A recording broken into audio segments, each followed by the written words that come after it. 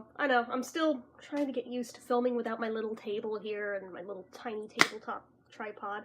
At least my dad glued it together last night. It needs like a couple of days at least to dry because it's wood glue, but hopefully it will be back in action soon. I can get back to my usual film setup, but anyway. I also know my hair looks stupid, but it looks less stupid than it did before I pinned this back, because that little bit of baby hair that likes to stick out like a bat wing, oh god, even with a straightening iron I couldn't tame it today, so whatever. So, I know yesterday was Music Monday, and I didn't post anything for it because I suck, and actually I do have a song ready that I could have posted, but I'm actually going to wait till tomorrow because it's thematically appropriate. So instead, I decided, you know, it's been a while since I did one of my musical evolution videos. I only ever did one in the past. I did one for the Beatles, which it's not about the evolution of the band as a group, musically. I could do that too, if anyone's curious, but no, I personally have always been fascinated by fans of bands, that rhymed, I didn't mean it to, and finding out the order that they discovered the albums in, because I feel like it's very telling about the type of fan they are, and I don't know how to explain it further than that, but I've always found it fascinating. So I did one just of my own experience with Beatles albums. It's not exactly a complete recollection of how I became a fan or anything, because there was way more to it than just what was there, and also way more to it than what will be here, but I am at least going to share the order in which I got to the albums, and maybe have some anecdotes along the way or something, but yeah, I may be forgetting some of them. I feel like I am. If I am, I apologize, because unlike the Beatle one, it's a lot more blurry with The Who, because there was a lot of, like, compilation albums in there, too, that I got for, like, a song that I couldn't find elsewhere. So I feel like I'm forgetting some of those, but I think I have all the core albums, regardless, in here. I'm also not including the solo albums, mostly because I don't think, with the exception of Keith, because he only had one, that with any of them do I have all the solo albums. I probably come closest with Pete, and then John. Roger comes in third, just, there's not a lot going on there. I mean, there's a lot of albums, but yeah, we don't talk about his solo albums, so there's a few good songs, and that's about it, so anyway. But we're talking about just The Who's albums as the group themselves. So, predictably, I started out with the album version of Tommy, but not for the usual reasons. Most people get turned on to this album because somebody says it's like the greatest album ever, you need to hear it, da da da da da. And for all I know, maybe that's how my cousin got a hold of it, because she was pretty young. I mean, I was 12, so that would have put her at like 9. So to be introduced to Tommy at 9 is even more mind-blowing in hindsight than discovering it at 12. But we were both kind of losers, just some backstory. Neither one of us really had friends outside the family, just all the cousins were friends with each other, and that was it. We had, like, our own little, like, Abraham compound, and that was about it, really. We kind of weren't really allowed to have friends outside the family. It's weird. That's why the internet was such a draw to me, because for the first time in my life, I could have friends that weren't relatives, but that's neither here nor there. So we spent hours upon hours on the phone every day just to have somebody to talk to, and we, like, back in the days before file sharing, and before YouTube, and before Napster, and before all of that, we, in our loserly lives, would play entire CDs to each other through the phone, so we could, like, listen to stuff that we didn't personally own, and sometimes it would lead us to go out and buy the thing. Like, I distinctly remember the Spice Girls albums. I definitely had her play them to me through the phone many times because I had too much shame to go out and buy them myself. And then I ended up becoming a bigger fan than any of my cousins were. But neither here nor there. So anyway, but back on topic. With Tommy, it wasn't so much that she wanted to play me the whole album at first. She wanted to play me one song because she thought it was the funniest thing she'd ever heard in her damn life. And it was Tommy's Holiday Camp. And again, this is the album version, not the soundtrack version. Soundtrack will come later. But yeah, it's the one where Pete's singing lead on it, not Keith. But, and she played it, and I was like, what the hell did I just listen to? By the way, can you play it again? Because I kind of want to hear it again. So, I think we sat there with it on repeat for like a good 45 minutes and just were like dying laughing hysterically because the more times we played, just the funnier it got to us. I don't even know if like she had listened to the rest of the album at that point. It may have just been the one song. And to this day, I don't know which issue of the album she had. I know it was the album version, but the art on the CD itself had a naked Tommy on the disc, and where you put your finger through is where his dick would have gone. And I'm like, what version was that? Because I've never been able to find this version of it. Like, can somebody please illuminate me? Because I feel like I need just, for my own, just immaturity, to be able to have this version of it so I can put my finger through and go, ha ha, but, because I'm immature. But anyways, so this became a running joke for frigging ages, that every time we were on the phone, we had to play it at least like 5 times. But, and sometimes she'd like troll me with it, like I'd be mid-conversation, then all of a sudden I hear from the other end of the phone, da, da, da, da, da, da. I'm like, oh my god, totally derailed by Tommy's holiday camp once again, and to this day, it's kind of still a running joke, but we don't talk on the phone anymore, but just in general, it's still a running joke. And this was in like the 90s. Just to give some scope of range to how long ago this was, and yet this much later, it's still freaking hilarious to me. I don't think it was necessarily supposed to be, but it is. So for the longest time, that was all I knew it as. I don't think I was even aware of the band who did the song. I don't think I knew what album it was on, or anything. Until one night, I was, once again, this was before I had internet on my computer in my room. That's how young I was, but I didn't get that till I was about 13 or 14, but so I would like use my dad's computer to get on the internet, and it was like 2 a.m., he's out in the living room with my uncle, probably doing drugs, and apparently they were watching The Kids Are Alright. I didn't know it was. I wasn't watching it, because again, I was in his bedroom on his computer. I kept thinking, do I hear Ringo? I'm pretty sure I hear Ringo. And I was like, no, I'm fucking crazy. There's no way that that's Ringo. I fall for this all the time. Every time I hear a British man talking, I think it's Ringo, and then it never is. So I didn't bother getting up. A little while later, I thought I heard it again. And I'm like, no, don't do it. Don't go out there, because A, he'll know you're up and send your ass to bed, and B, it's probably not him anyway, and you'll lose computer time by going out there. Round 3 of hearing it, I was like, okay, I'm like positive, that's frickin' Ringo. So I go out there, and sure enough, Ringo's on the TV with Keith Moon, and the kids are alright, and oh, you bastards didn't tell me you're watching Ringo! Like, I was so mad. I was literally pissed. I was like, what is this? I've never seen this, and it's something Ringo's in, therefore I need to know what it is, and I need to own it. Just full stop. I need to have whatever this is. My uncle's like, this is The Kids Are Alright, and I was like, really? It's like, yeah. So I feel like I sat down and I watched part of it, but because it was so late, I did end up getting tired, and I went to bed. But at least now I was aware of this band, The Who. And I was aware that I needed to get a hold of The Kids Are Alright, because Ringo. So, because at that point in time, I hadn't really musically branched out much at all yet. I pretty much just stuck to the Beatles and solo Beatles, and that was that. However, if there was a Beatle in something, I was willing to at least go that far into the waters of other bands if there was a Beatle related with it in some way, shape, or form. So that was kind of like the opening of the door just a teeny little bit into various other bands. I mean, at this point I'm not so picky, but back then there had to be a Beatle involved or I would not give it the time of day. The end. But, so I knew that this existed. I knew I needed to have it. It would take me another, I think, 3 years to get a hold of that movie.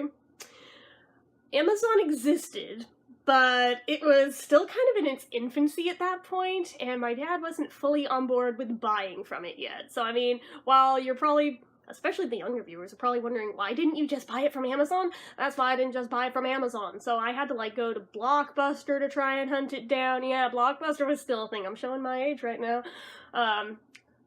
I went to a few other rental stores, they didn't have it. I went to the library, they didn't have it. I was just very upset that I could not find this thing that Ringo was apparently on. I called all the local music stores, and they're like, well, we have an album of The Kids Are Alright, but we don't have a movie of it. Well, where do I find the movie? And I was just so mad that I couldn't find it anywhere. And my dad, just to placate me, he's like, well, I might not be able to hook you up with that video, but here's an album from that band. And it was The Who's Tommy. I did not connect these dots until I played it through, because I was hoping in my little 12-year-old brain that hopefully Ringo would be on it somewhere. Little did I know, there apparently is a live production of it that had Ringo on it, playing the Keith Moon role of Uncle Ernie. Which means he sang the goddamn song! He sang Tommy's Holiday Camp of all things! But I didn't know of that version yet. I didn't find out about that version until I was a grown-ass adult. And I about shit my pants when I found out that that was a thing, so... Anyway. I actually don't own a copy of that, but I have MP3s of Ringo's inclusion on it. There's apparently also a version with Peter Sellers. I don't know if they're one and the same. I don't think they are, but I apparently also need that. So, you know, if anybody out there has and wants to hook me up, yeah, maybe. Anyway, so, I'm playing it through, first time, and it hits the song, and I'm like, mind fucking blown! Oh my god, I was like, this is that band! It's that song! Oh my god, this is where it came from! I had no idea where this was from! Brittany, guess what? I have the CD with that song on it too! I can troll you back, although the word trolling wasn't a thing yet, but... Still, just was like, holy shit, I actually have the thing in my hand. It was a proud moment. And I, like, glomped onto it and played it literally 24/7, nothing else. I wasn't even playing my Beatle albums, I was only playing Tommy. Like, on repeat, like, old school boomboxes, you could set it to repeat, either a track or the entire album. I had it on repeat for the whole album, so the second it would end, it would just start again. I had that thing on repeat for literally months. I think it kept playing even while I was at school, except for a few times when I think my mom went in my room and turned it the frick off, but, most of the time I had it literally on repeat, 24/7 for months on end. And my dad, I think, eventually got sick of it, especially because his room connected on to mine, so it was literally right on the other side of the wall. He had to hear it 24/7, was eventually like, here, have this, please play another album, please! It's the same band, just something that's not Tommy. And it was the Who's It's Hard album, which, up until Endless Wire, was the last studio album they did. Most people, it's interesting that of all the Who albums to jump to from Tommy, he would hand me that one. But I think he handed me that one because it's the It's Hard album and he probably didn't really give a shit if I fucked it up. But, most people like to sweep that one under the rug, with the exception of Eminence From, which you may not know it by title, especially if you're not a Who fan and you're watching this just because you'd like my channel. But, if you hear the song, trust me, you know the song.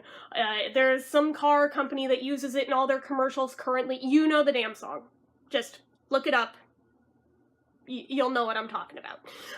But anyway, so I played this album. And it didn't immediately appeal to me as much as Tommy did. I still wanted to go back to Tommy, and I kind of went back and forth between the two, but eventually it grew on me.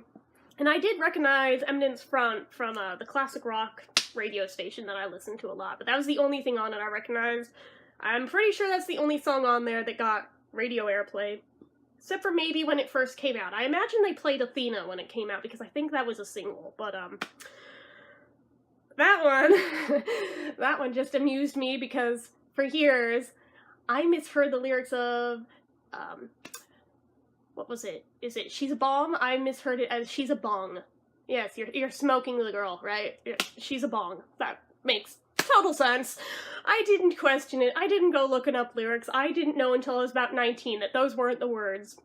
And still, just by muscle memory reflex, I still tend to mistakenly sing them the other way.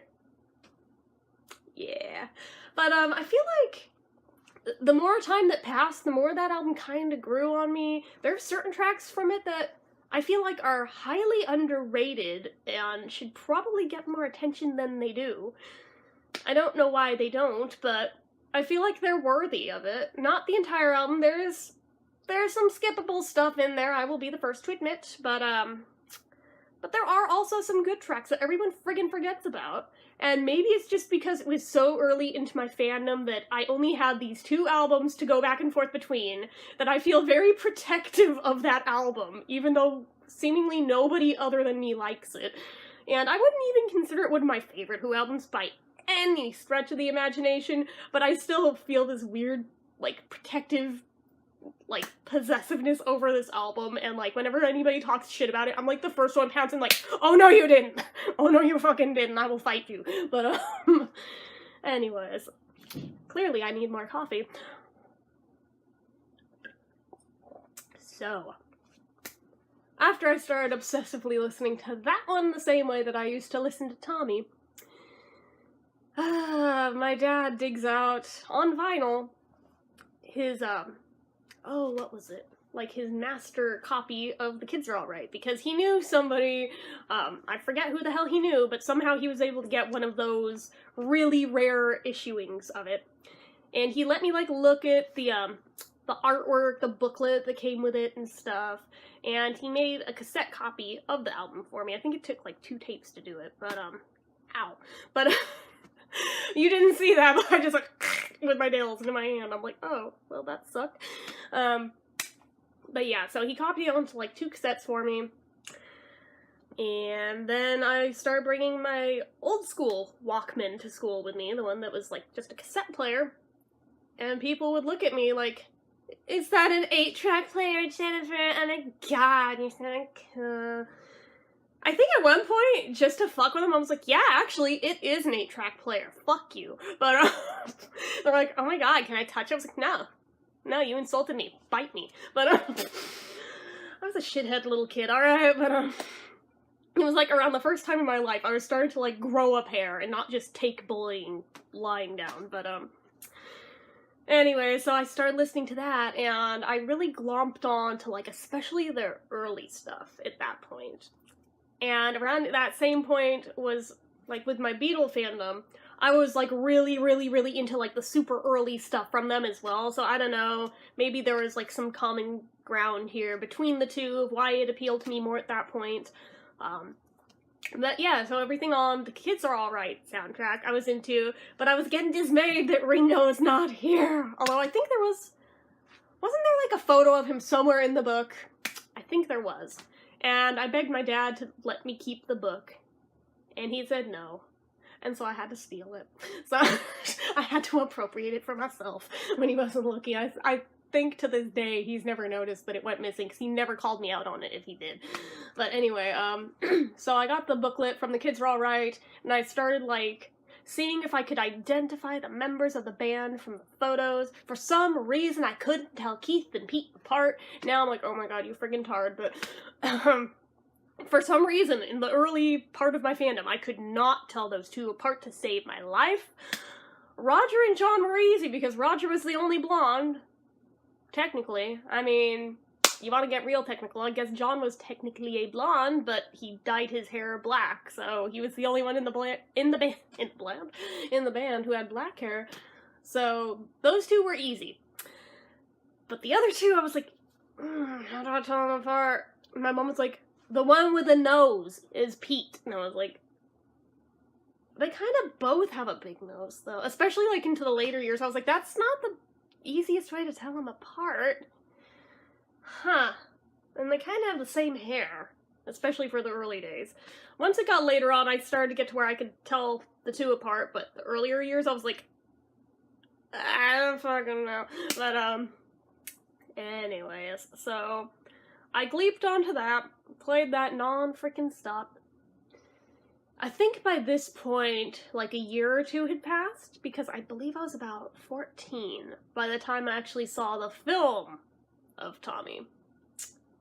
And it was a very interesting experience for me because I had just had massive amounts of dental work done that day and was a little bit high on the Novocaine. I don't know if anyone else reacts to it kind of like that, where they get loopy off of it and just silly. Maybe it's just me because I'm so small that literally a friggin' Tylenol makes me loopy, but yeah, so I had that in my system. And it always takes a ton to get me numb, so I had a bunch of it in my system. I had also gotten my ears pierced same day because I was so numb. I felt like I was numb up through my ears, and it was like, oh, that was easy. I didn't even feel that. That was amazing, because I had already had them pierced once by that point, but they had closed up, so I had them redone. Those have since closed up too. I do not have pierced ears anymore, but regardless, it was right after that, my mom was like, Jen, look what just started that I found on TV. This is gonna blow your mind. I was like, what is it? She's like, it's Tommy. I was like, but there's a movie of it? She's like, what do you mean there's a movie of it? The whole point is the movie. I was like, I did not know there was a movie of Tommy. Oh my god. And oh boy, did that just open a whole can of worms. If ever there was a shot that maybe my Who fandom would have just been a phase, that sealed my fate, was that movie of, yeah, no, this is the point of no return. There is no turning back now. I am in this now. I am invested. Kind of like with the Beatles, like, I had gone from more casual fandom to, the second I saw Help, it's a done deal. I'm a fan for life now. So once I hit that, I really don't outgrow fandoms. But I may go through periods where one fandom is like the one that's large and in charge and in the spotlight, but the others don't go away. Just know that. But oh my god. I think the only thing I missed on that first viewing was maybe the first 15 minutes or so. So I got almost the full experience just right there. And I was glued to that screen. I basically couldn't breathe. I was so invested in it. I thought it was the most beautiful thing I had ever seen in my life. I wanted to own it. I wanted to watch it 24 hours a day, which I eventually would, but kind of like I did with Help.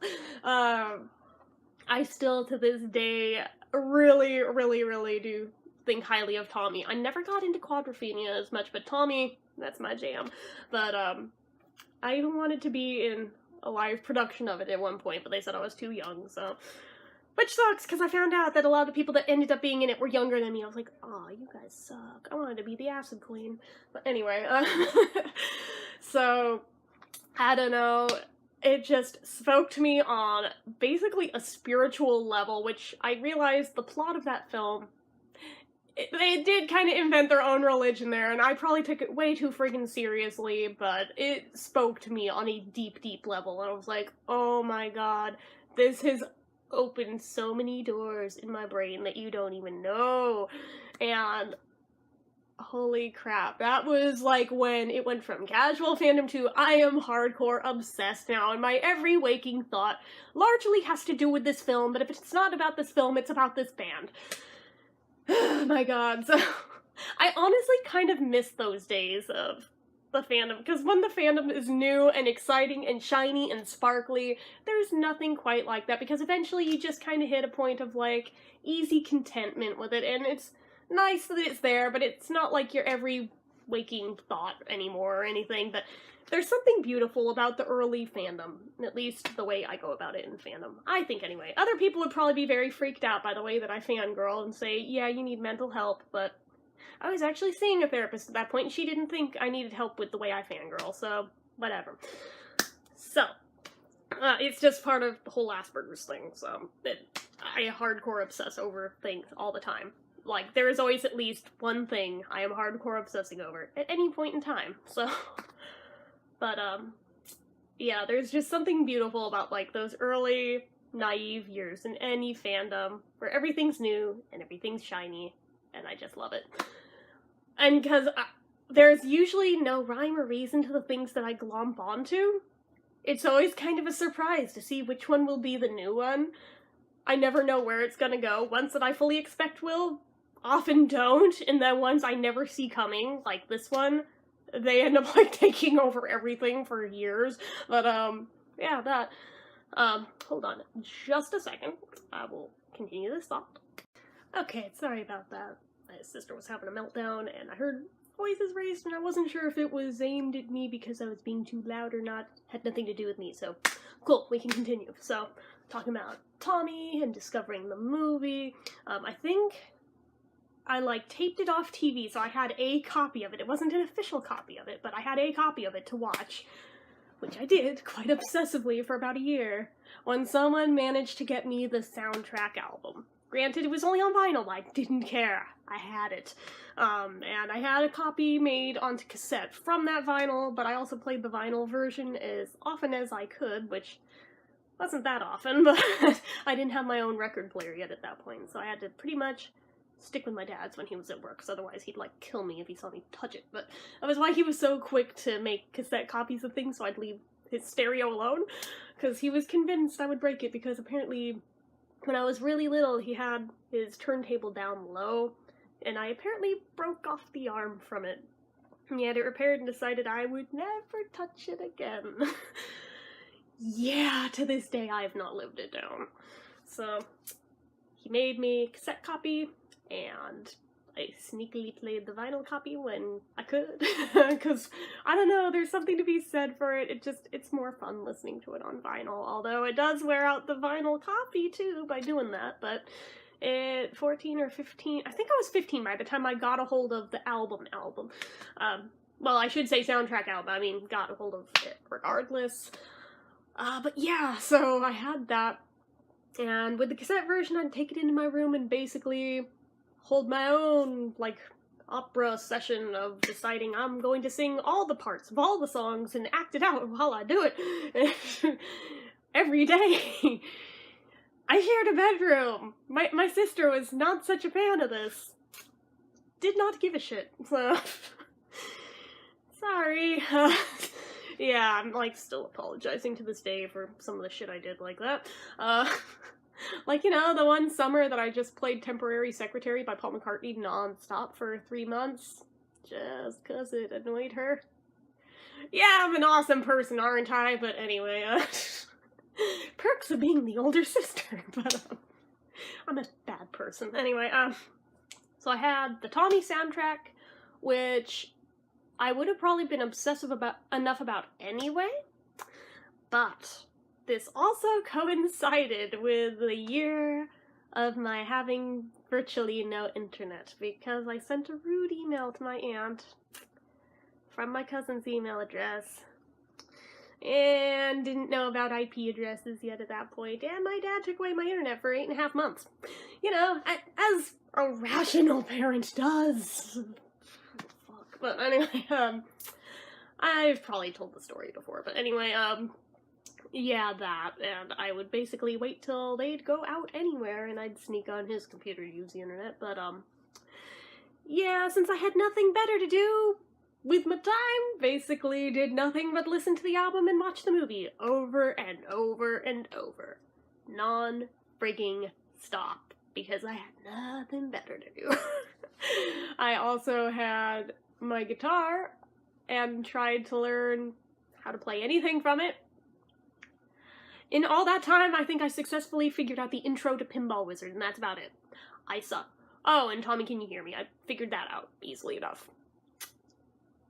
8.5 months, and that is what I had to show for it. Slow clap. Anyway, and it was only because of the pen incident that I even got it back ever, so I mean, silver linings, but if you don't know about that story, I did a video on that a while back, so. But during that same summer that I had acquired the Tommy soundtrack, I forget who gifted it to me, but, someone gifted me a vinyl of, I think it was, like, a double album of My Generation and Magic Bus The Who on Tour.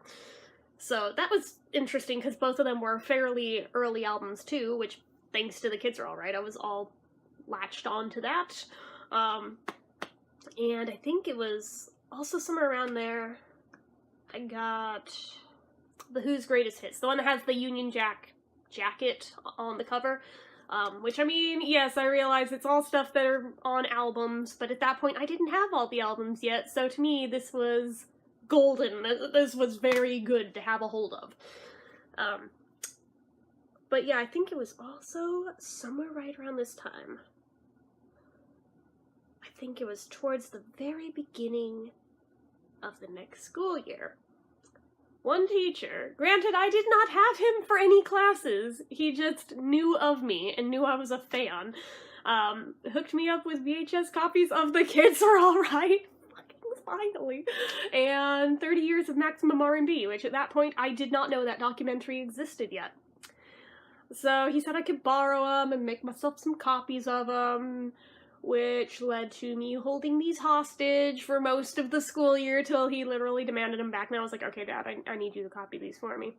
Do your thing. So then I had my own copies. I was like, why did I wait this long to give him back? He's probably never gonna loan me anything ever again now because I did that. I suck. But at least I finally owned them. But mostly I was into The Kids Are Alright was the main one that I was happy to finally freaking have. Because, you know, Ringo, but, so I watched those pretty much non-stop for a while. More, The Kids Are Alright, though, for obvious reasons. It took me a while to get more into 30 Years of Maximum R&B, although when I did, then I glomped onto that. But, anyway, somewhere in there, I want to say it was around autumn of that year, so probably around the same time I got a hold of both those documentaries. One of my uncles, one of the few good things he ever friggin' did, hooked me up with The Who by Numbers, because he felt that if I were a Who fan, you need to have this. This is non-negotiable. You need to have this. And he just friggin' bought me a copy on CD and just gave it to me one day.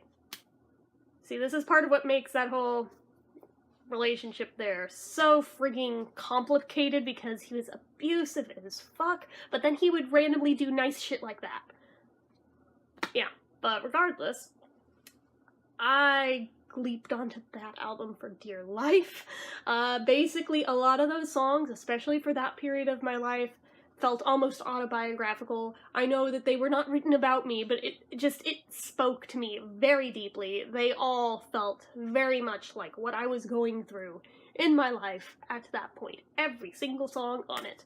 And then to find out years later that that was Pete Townshend's Suicidal album, I was like, this explains so much of why that album spoke to me so deeply. And to this day, that album still holds a very special place in my heart because of just how much I identified with it. I mean, not all of it. Sorry, my bra strap keeps falling out. So much of it just felt like it was speaking directly to me.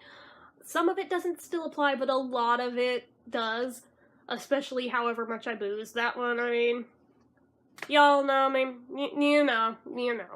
It's no secret, but I've got a problem. I've had a problem since I was 12, but, yeah, there's a lot on that album that still, to this day, I identify with a lot. And to this day, it is still one of my favorite Who albums ever. It would be, like, in my top 3, if I can only name 3.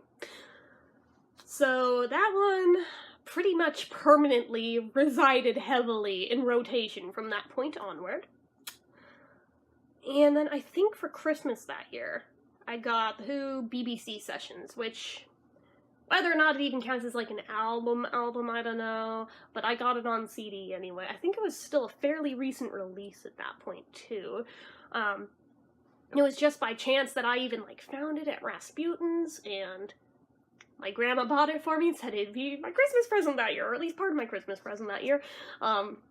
And then I had that, like, non-stop on rotation. I think I also got, like, a CD player Walkman, too, that year, so then I could bring it to school with me, and it never had to stop. And it didn't, even when I was in class, although, by that point, how often did I really go to class? I think that was the year that I decided I'm gonna cut every class every day until they just kick me out. Which, again, those of you who are not new to this channel, you know the story. You all know the story. So, this is not me, like, divulging some secret. You all know. I got myself literally kicked out of school. But, so there was that. And, I don't know, just something about it, just, what can I say about that album?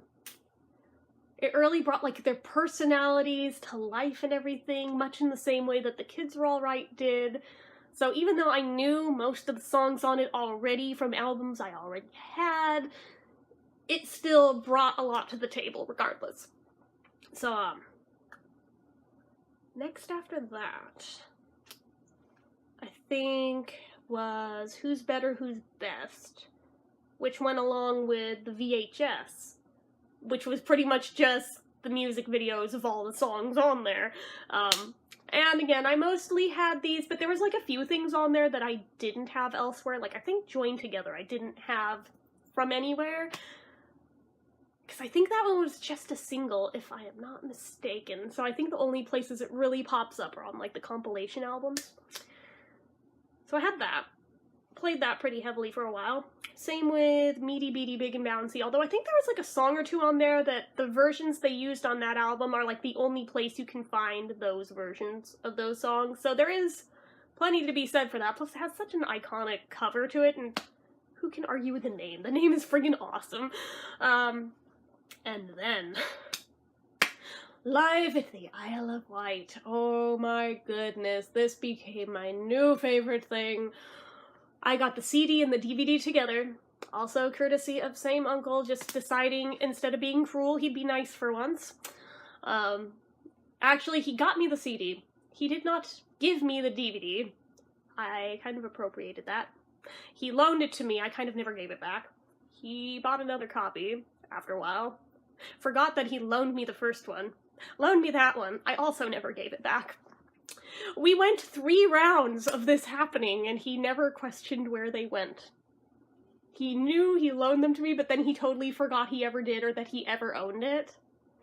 Drugs are bad, okay? Just saying. So I still have like 3 freaking copies of Live at the Isle of Wight, different releases to boot, so whatever, not gonna complain. I mean, if anything came out of that whole thing, you know, just saying, at least there was a couple silver linings of having to deal with all his shit. But, so that was a thing. So I got Live at the Isle of Wight, and that became my new favorite thing.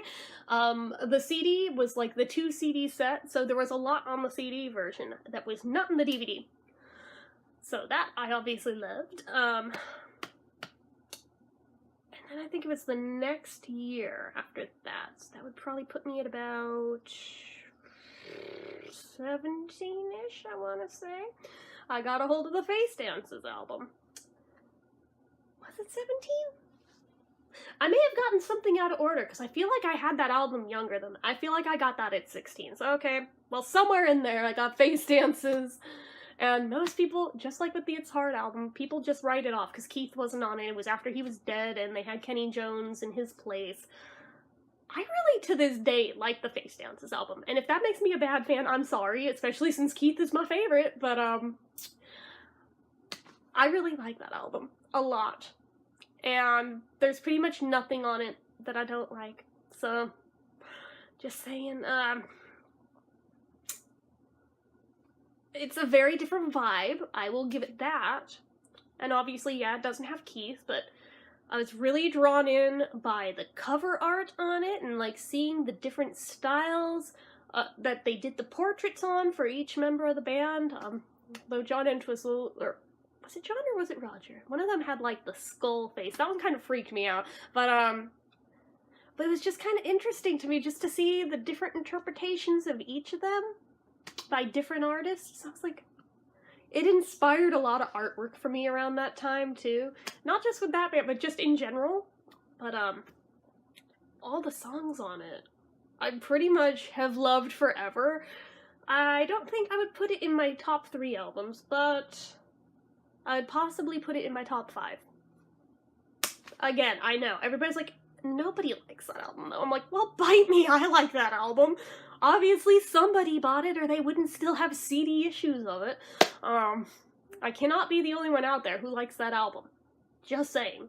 Although, you talk to any, like, male fans, they're like, that's such a pussified album. I'm like, well, you know what? I'm a girl, so bite me. That's another thing that I've found very insulting about the fandom, is that a lot of the male fans are like, it's a guy's band. There's no room for chicks here. And I'm like, what the fuck are you talking about? Most of the Who fans I've ever known have been female. So, And of the times I've seen them live, there have been far more girls there than guys. So, just saying, you cannot claim ownership to it to a gender when that's, like, not even a thing, actually. Just saying. So, but yeah, I find it very insulting when people try to claim that shit. But, anyways, so there was face dances. Odds and Sods was an interesting one, because it was just by chance that I was even able to get that. I think I was 18 that time, by this point, and it was on Super Bowl Sunday, and at my grandparents' house. No, it couldn't have been 18, because my grandpa would have been gone. Okay, so I guess it was 17.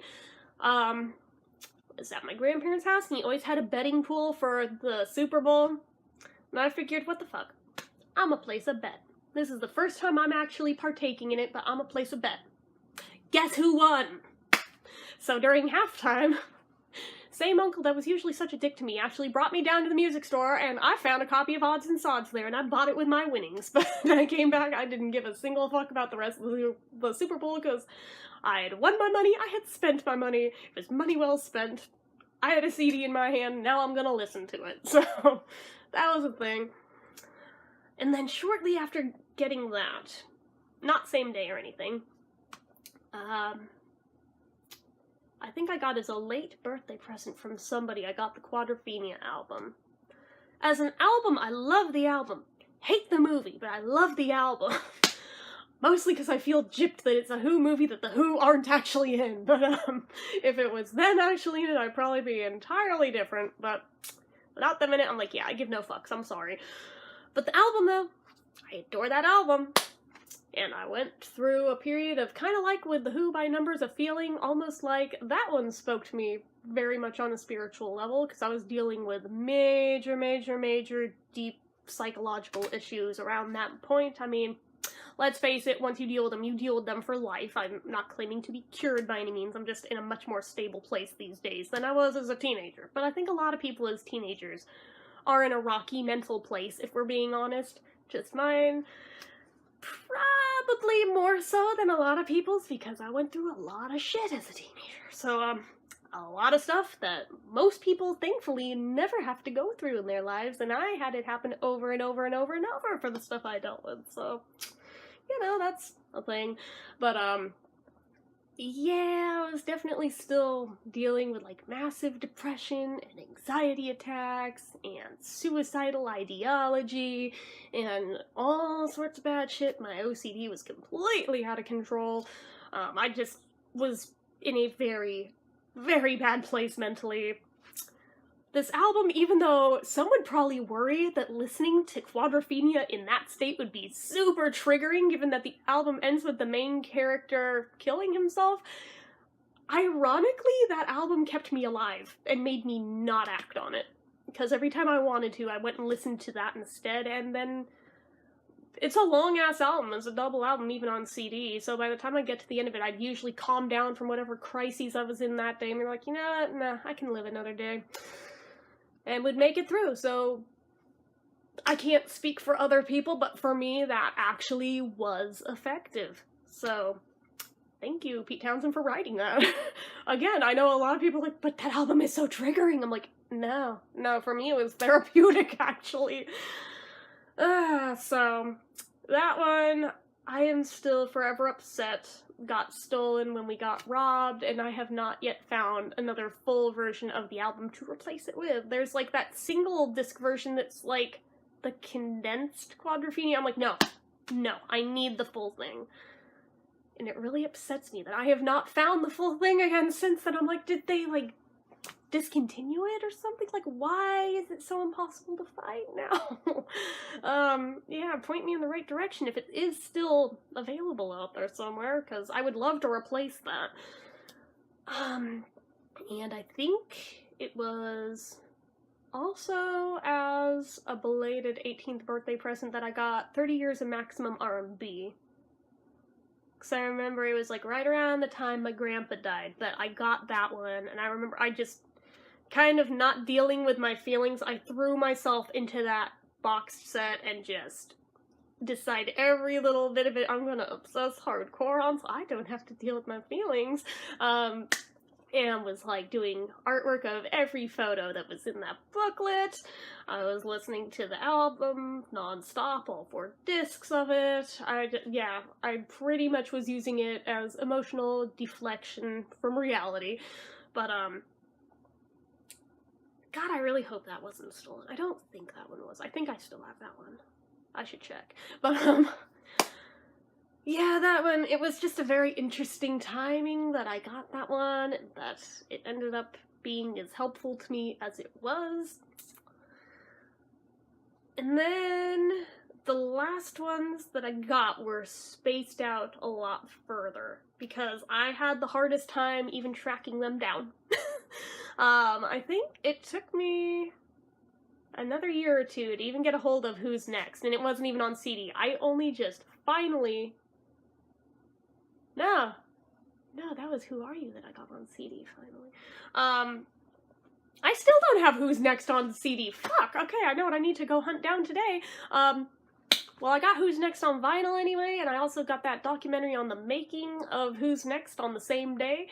So, I mean, it was another one where I had to go make a cassette of it so I could listen to it on my own time as much as I wanted. Although I think it was somewhere around there that I did get a record player. Caveat. This record player has one little bitty flaw.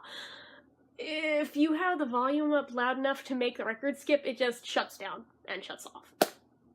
The Who are not a band you listen to quietly. I'm sorry. You don't. No. Especially an album like Who's Next. You don't listen to quietly. So that one I opted for having on cassette so I could blast it full volume as much as I freaking well wanted to, as often as I could. So, but yeah, now that I realize, it's like, oh shit, I do still need to get that one on CD. I didn't realize I didn't have it. Well, I'm glad I made this video. It just pointed that out to me, that I have a glaring omission in my collection. And then Live at Leeds, I actually should also probably buy, because I have a bootleg copy of it that our neighbors down the street made for me when she found out that somehow I didn't own that album. I was like, I have literally never seen it in a music store, ever. I've tried to hunt it down. They never have it. They had, like, a really janky, jacked up scratch copy one time at Rasputin, so I was like, this looks unplayable. I'm not wasting my money on that. Other than that, I never saw one pop up, and I've never seen one pop up since. I know you could probably buy it online, but in a brick-and-mortar store, not once have I ever seen that one. Not even on vinyl, which is just so strange to me. I'm like, I realize it's popular, and that's probably why I never see it, because everybody buys the damn thing, but yeah, I have never owned a legit copy of Live at Leeds. I've only got my little bootleg copy that my neighbor made for me, which I'm very grateful to even have that, because I can at least listen to it in the meantime. But yeah, she was like mind blown that not only was a Who fan, I think by this point was like in the midst of the years that I was on Pete's web design team, and somehow I had like a huge glaring omission in my collection of one of their biggest, most famous albums. What the hell?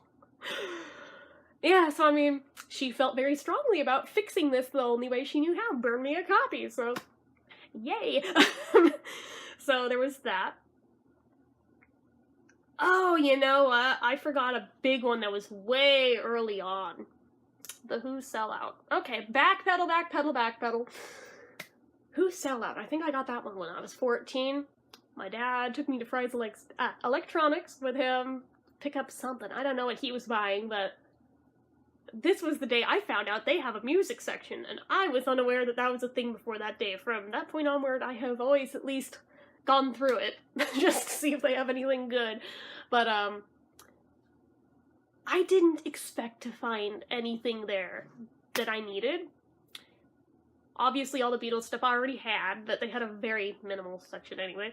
But, just for shits and giggles, I looked at The Who and then, hey, Dad, look at this album cover. It was like The Who Sellout. He's like, oh, we're getting it. I was like, we are? He's like, this was my favorite album of my childhood. You need it. I was like, Okay. And it had all the bonus bonus tracks on it too. Those he didn't even have growing up. So like the whole ride home, which was like over half hour, we were just like listening to the CD, and he was all reminiscing about the car trip that he took across the United States when he was about 13 with his parents, and how he apparently just listened to this album on repeat the entire ride. I was like, oh my god, I see where I get it from now. Holy shit. But yeah, that one. I can't believe I forgot to mention that one. I was like, I think I briefly had the blip somewhere in there. I was like, okay, I need to talk about this one, and then I forgot to do it. So, embarrassment. Hopefully I'm not forgetting any other big ones. I think I haven't, but yeah, that. So, that one is still a favorite album of mine too, because it's just so fun. It's so weird, but it's so fun. I really like it. Plus, there's the whole sentimental tie with my dad there, so, I mean, you know, it is what it is. We have our own running joke with the Heinz Baked Beans song to this day of the "What's the tea, daughter?" But, yeah, non-Who fans are probably going, what the fuck was that? But, yeah, if you're a non-Who fan, I don't know why you're sitting through this, but I'm not telling you to leave if you're not one. You can watch, but yeah, a lot of this probably is making no sense to you, so fair warning. But yeah, so fast back forward now to about 19-ish, I think, and I finally got the Who's A Quick One album. I was like, I didn't expect to ever see that one out in the wild. I thought that one was just unbuyable. I'd heard tell of it, I'd seen a track listing of it, I didn't know it was buyable. So the day that I saw it, I was like, it's mine. So I got that. Really never got that into that one. There's a few good tracks, like Boris the Spider, obviously, but I mean, mostly, a lot of it, I could take it or leave it, but it was just good to finally have it, though, just for completion's sake, because it bothered me knowing there was one that just, I know it's out there, but I can't find it. So, somewhere around there, 2002 or 2004, right around there was that one compilation album, Then and Now, that had 2 new Who songs on it. It had Real Good Looking Boy and Old Red Wine, which was a tribute to John Entwistle. This is why I'm like, oh shit, which year was it? Because I saw him in both of those years, and I know it was the same year. It's one of those 2 tours. Oh crap, I don't remember offhand. My brain wants to say 2004, but I could be wrong. I'm too lazy to look it up. But I did get that album in there, but largely just for those 2 songs, because by that point I had like everything else on there, so didn't really need it for all those yet again.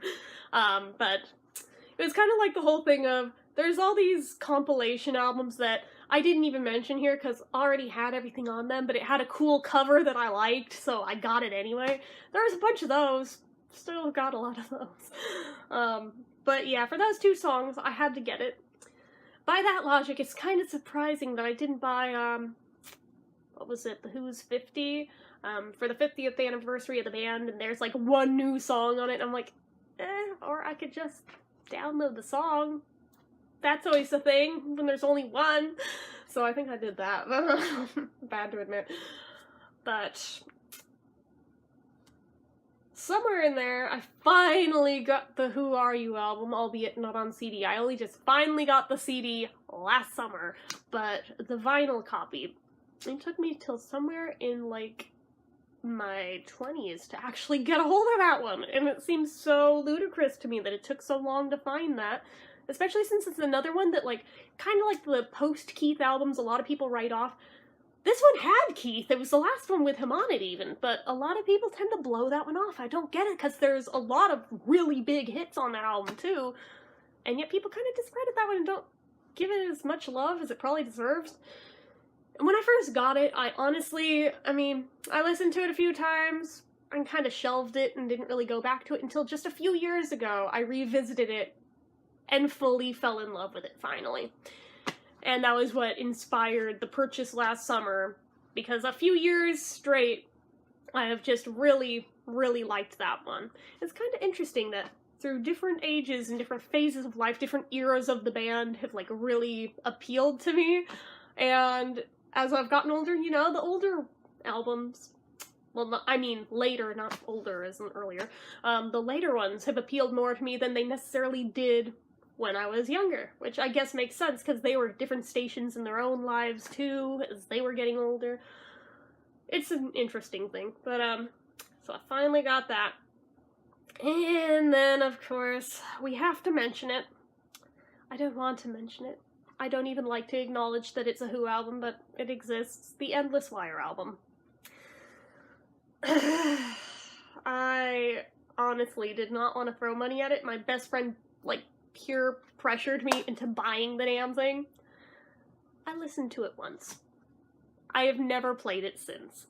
I don't know if it's something that'll kind of be like Who Are You? If I, like, revisit it, I'll finally, like, get it and appreciate it, but I've kind of had no desire to ever go back to that one. I'm sure eventually I will, but so far I have only ever listened to that album the one time when I first got it. Literally had the reaction of, this sucks, and I, like, chucked it in my CD bin and never touched it again. It is, like, at the very bottom. And when I think of the Who's albums, like, my brain, honestly, does not even tend to remember that that one exists until I see it, like, listed somewhere, and then I'm like, oh yeah, I guess that was a thing, huh? Well, I guess I have to acknowledge it, because it existed, and I do have it, I just never listened to it at all. I listened to it the one time, and that's it. So, but yeah, as of that point, I think I then had all the Who albums. I mean, I suppose I could go back through and, like, fill in some of the gaps. I mean, there are certain ones. There was, like, Who's Missing and Two's Missing. I have one of those. I don't remember which one. I don't even remember what point I got it at, but I know I have one of those two, but I'm also missing the other one of whichever that it is.